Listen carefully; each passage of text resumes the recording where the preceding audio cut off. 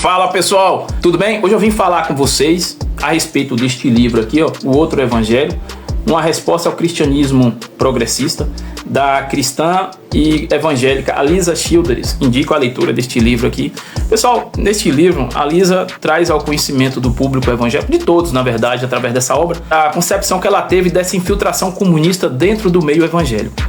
Esse termo, teologia progressista, teologia liberal, nada mais é do que uma nova roupagem do comunismo. Quem me acompanha há muito tempo aqui deve se recordar do que eu tenho falado do comunismo. O comunismo não morreu.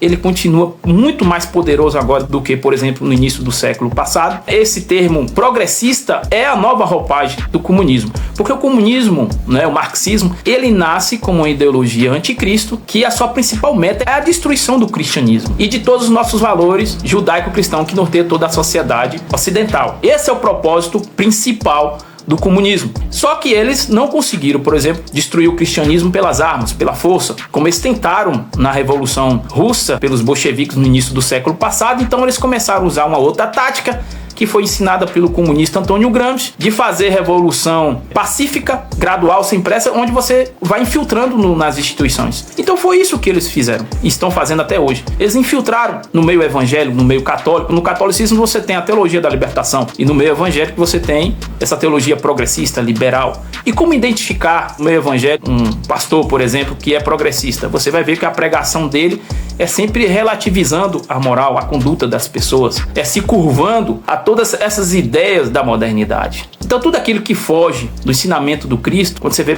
pregações que não lhe mostra, né, os seus erros, que não procura fazer você se corrigir, muito pelo contrário, faz você se confortar com seus erros e acha que você tem que ser assim mesmo, que Deus vai lhe aceitar assim, fuja disso. Isso não é nada mais do que o comunismo, tentando corromper as pessoas no meio evangélico, assim como também na igreja católica. Então é um dever de todo cristão lutar pela verdade, certo? É um dever nosso. E isso em tempo de política, então nem se fala. O cristão que se alia com comunistas, com grupos políticos que não tem compromissos com o evangelho, com Cristo, ele está virando as costas para Cristo, ele está cuspindo, ele está rasgando o evangelho. Então fuja disso. O cristianismo tem a sua história de coragem. O cristão não é covarde, o cristão não se curva. Durante toda a história da igreja, você pode pesquisar isso aí. O cristão nunca se curvou a nenhuma ideia pagã.